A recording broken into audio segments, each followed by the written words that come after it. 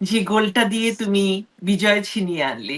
ঠিক সেই মুহূর্তে তোমার কি ধরনের অনুভূতি হচ্ছিল একটু শেয়ার করো আমাদের সাথে।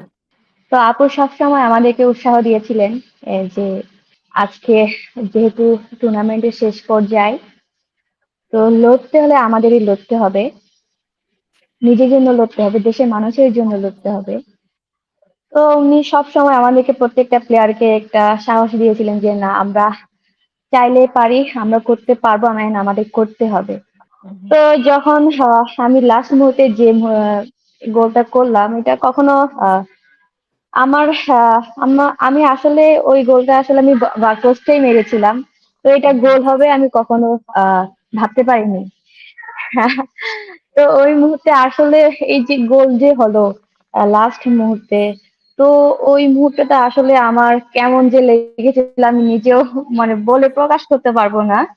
তখন আমার গোলে যখন ২-১ গোলে যখন আমরা এগিয়ে যাই, তখন আমার টিমমেটরা আরো সাহস পায় যে না, আমরা আসলে করতে পারি। তো সব মিলিয়ে আসলে আমরা অনেক হার্ড ওয়ার্ক করেছিলাম, নিজের প্রতি বিশ্বাস ছিল যে আমরা পারবো। আত্মবিশ্বাস। হুম, হুম।